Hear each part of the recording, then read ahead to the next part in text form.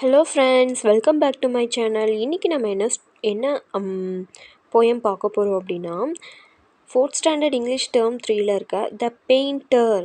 Painter அப்படின்னா வண்ணம் தீட்டுபவர். ஓகேங்களா?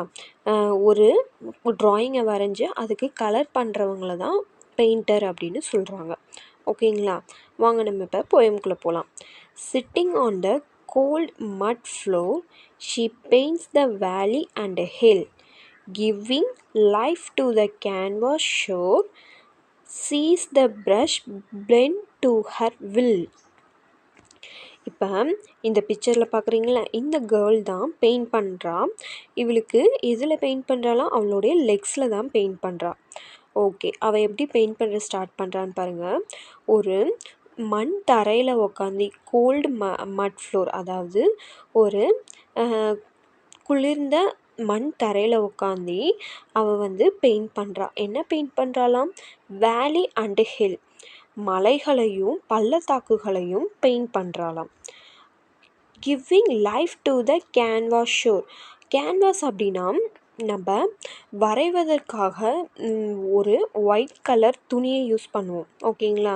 ட்ரா பண்ணுறதுக்காக யூஸ் பண்ணுற அந்த துணியை தான் கேன்வாஸ் அப்படின்னு சொல்கிறாங்க. அவளுடைய அந்த கேன்வாஸ்க்கு அவள் ஒரு லைஃப் கொடுக்குறா. ஓகேங்களா? இப்போ நம்ம வரைகிறதுக்கு முன்னாடி அந்த கேன்வாஸ் எப்படி இருக்கும்? ஒயிட்டாக தான் இருக்கும். பட் அவள் வரைஞ்சதுக்கு அப்புறமேட்டு அந்த கேன்வாஸ் பார்க்க அவள் என்ன ட்ரா பண்ணியிருக்காளோ அந்த இமேஜ் தான் தெரியும். ஸோ அந்த கேன்வாஸ்க்கு அவள் லைஃப் கொடுக்குறாளாம். Seize the brush bent to her will. அவளுடைய ப்ரஷ், அதாவது ட்ரா பண்ணுறதுக்கு யூஸ் பண்ணுவோம்ல ப்ரஷ், அந்த ப்ரஷ் அவள் என்ன நினச்சி வரைகிறாளோ அதுக்கு தகுந்த மாதிரி அவளுடைய ப்ரஷ் வளைந்து கொடுக்குது. ஓகேங்களா? Her canvas used to be colourless until she learned that her brush's strokes are not always aimless. The flow of paint never chokes. அவளுடைய கேன்வாஸ் எப்போ கலர் இல்லாமல் இருந்துச்சு அப்படின்னா, அவளுடைய ப்ரஷ்ஷை யூஸ் பண்ணி வரைய லேர்ன் பண்ணுறதுக்கு முன்னாடி வரைக்கும் அவளுடைய கேன்வாஸ் வெறுமனே ஒயிட்டாக கலர்லெஸ்ஸாக இருந்துச்சு. ஓகேங்களா? அப்போ தான் கலர்லெஸ்ஸாக இருந்துச்சு. அவள் ட்ரா பண்ண ஆரம்பித்ததுக்கப்புறம் அதுக்கு கலர் கொடுத்தா. ஓகே, அவள் எப்பயுமே ஒரு எய்ம்லெஸ், அதாவது குறிக்கோளே இல்லாத ஒரு பொண்ணாக இல்லை. அவளுடைய பெயிண்ட் அவள் பெயிண்ட் பண்ணுறது நெவர் சோக்ஸ் அப்படின்னா ஸ்டாப் பண்ணுறது. ஓகேங்களா? அவள் பெயிண்ட் பண்ணுறதை எப்பயுமே ஸ்டாப் பண்ணவே இல்லை அப்படிங்கிறாங்க. She dips her brush to draw the big black panther. அவளுடைய டிப் அப்படின்னா அதாவது அவளுடைய ப்ரஷ்ஷை வச்சு பெயிண்ட்டுக்குள்ளார நனைக்கிறது. ஓகேங்களா? உள்ளார முக்கிறது, அதுதான் டிப் அப்படின்னு சொல்கிறாங்க. அவளுடைய ப்ரஷ்ஷை எடுத்து அந்த பெயிண்ட்குள்ளார டிப் பண்ணி என்ன ட்ரா பண்ணுறா அப்படின்னா பிக் பிளாக் பேந்தர். பேந்தர் அப்படின்னா சிறுத்தை.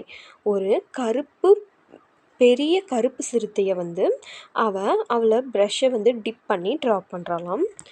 Her legs never in their rush, she moves them like a dancer. அவளுடைய கால்கள் ரொம்பவே அவசரப்படாமல், அதாவது ரஷ் அப்படின்னா வேகமாக அவசரப்படுறதுன்னு சொல்கிறாங்கள்ல, அதுதான் ரஷ் அப்படின்னு சொல்கிறாங்க. அவளுடைய லெக்ஸ் அவசரப்படாமல் வேகமாக வரையாமல் she moves like a dancer.